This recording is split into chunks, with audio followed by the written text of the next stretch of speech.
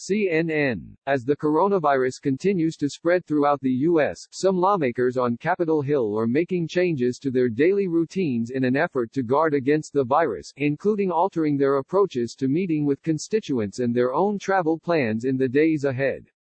Others, however, are largely carrying on with their normal schedules, meeting large groups of visitors daily and planning to interact with constituents in town halls and meetings during next week's recess. The Sergeant-at-Arms informed congressional leaders on Wednesday that they are preparing to announce that all Capitol tours will halt for the remainder of the month because of the coronavirus, two congressional aides told CNN. For older members of the House and Senate, the threat of coronavirus looms larger, with the Centers for Disease Control and Prevention giving guidance this week that individuals over 60 should avoid larger crowds and take precautions to stock up on supplies at home. Roll Call has reported that 194 members of Congress, more than one-third, are 65 or older. This week, several members of Congress self-quarantined after they were told they had interacted with an individual at the Conservative Political Action Conference who had since tested positive for coronavirus. Senator Pat Roberts, who's 83, told reporters this week that his staff had given him marching orders that he needed to avoid touching surfaces without first wiping them down. During the interview, he braced himself on the Senate train with his elbows, the only part of his body touching the handrails. Well, I got in this pocket, damp wet wipes. I am supposed to go ahead at every doorknob, everything else, no touching. They are always telling me do not touch my face. That is really hard, the Kansas Republican said. I have certain gestures I have had all my life. Now I am sitting there like this, he said, folding his hands together.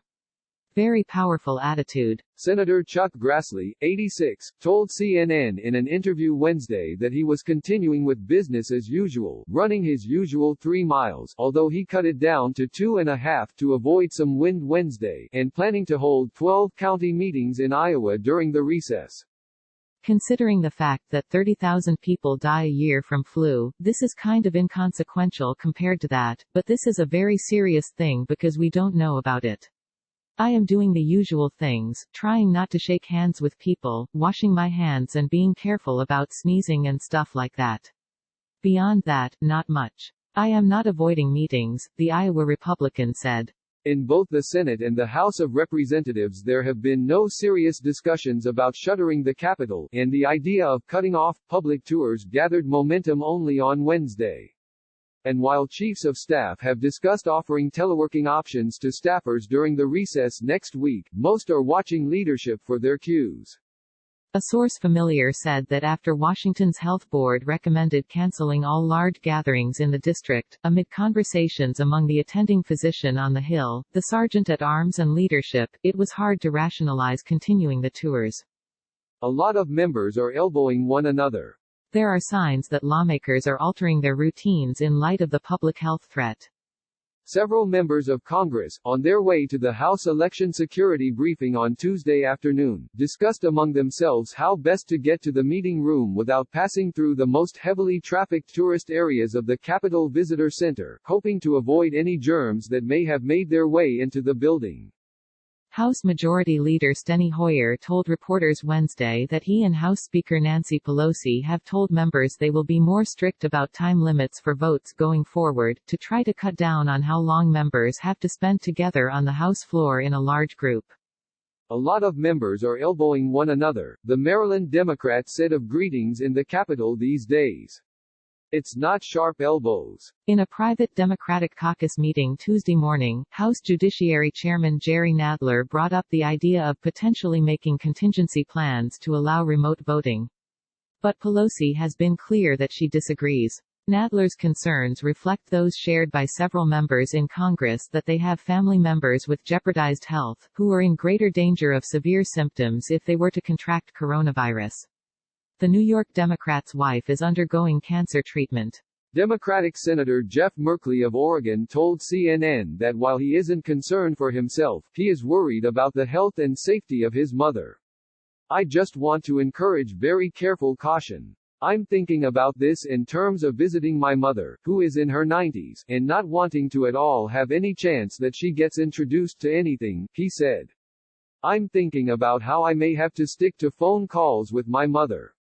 Merkley said he has been doing a lot more hand-washing, and that when he participated in town halls over the weekend in his home state certain precautionary measures were taken. We set the chairs further apart, the rows further apart, he said. Republican Senator Bill Cassidy of Louisiana described the changes he's made to his daily routine. I carry Purell with me at all times. I bump elbows instead of shaking hands, he said, demonstrating the no-contact greeting that is gaining traction on the Hill. Cassidy, who attended Louisiana State University for medical school, said, I feel a personal level of concern as a physician who has done public health work and who has done vaccine work. Asked if other senators have asked him for advice given his medical background, he said he has received requests. I was at a breakfast this morning where a fellow senator said, Bill, what do you think about this? He said. We have to be responsible, we have to be prudent. Senator Josh Hawley, a Missouri Republican, said, my biggest concern is the visitors who come to us here because a lot of them are in the at-risk population, the older. He said he does regular constituent coffee meetings, including one Wednesday. We were thinking about maybe we should encourage them not to shake hands. Senator Ed Markey, a Massachusetts Democrat facing a primary challenge this year, said he is adjusting his campaign plans next week in light of the state of emergency declared in his state. I canceled a big town meeting I was having next Monday night and wanted to make sure that we weren't bringing people together that public health officials would not say make sense given the coronavirus right now. Senator Debbie Stabenow said she's determining whether she should travel next week outside of the state. We're actually literally just talking about that right now. It's hard, the Michigan Democrat said. We have to be responsible, we have to be prudent, we have to also set a good example, we also don't want to be unduly scaring the people, We're trying to figure that out. During an interview with CNN, Senator Pat Leahy walked over to one of the many automatic dispensers of foam hand sanitizer that have popped up in the Capitol. The Vermont Democrat said he has stopped giving handshakes, and joked he had calluses on his elbow from all the greetings at a dinner the night before. A number of the people who were there said, I'm going to start doing that. If the senator can do it, I can do it. Quote. Leahy said his office is going to temporarily try to work from home in the coming days and he will hold some events next week by teleconference. We need to close this place down. The source familiar said that while the Sergeant-at-Arms coming announcement will affect only tours, it could expand to include other visitors to House and Senate office buildings should that be deemed necessary. Earlier on Wednesday, Republicans and Democrats had called for shutting tours down. Not doing so is putting health and safety of these tourists at risk, tweeted Representative Liz Cheney, a Wyoming Republican who's a member of GOP House leadership. I think that's a measure we should consider, Democratic Representative Alexandria Ocasio-Cortez of New York said when asked if the Capitol should be closed to tourists. Senator Dianne Feinstein, who is 86 and the oldest member of the Senate, suggested to CNN that the Capitol should be closed down, at least temporarily, in light of the coronavirus outbreak. I'm worried about the fact that we need to close this place down. I really believe that now. Look at us, how close. It's just an example of what's happened. The cases have topped 1,000 and here's where they're going, the California Democrat said. Asked to clarify, she said, I think you close it for meetings and that kind of thing and people can come in if they want to come into their office. I've got constituents by the hundreds that come across the country, and I don't think they should right now.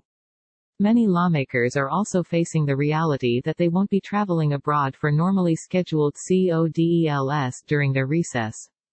Senator Dick Shelby, the chairman of the Senate Appropriations Committee and an 85-year-old Alabama Republican, said he had planned to visit Brussels and London, but that trip was canceled. Do you feel safe being in the Capitol? Shelby was asked. I am here, he replied, slowly backing away from the scrum of reporters surrounding him.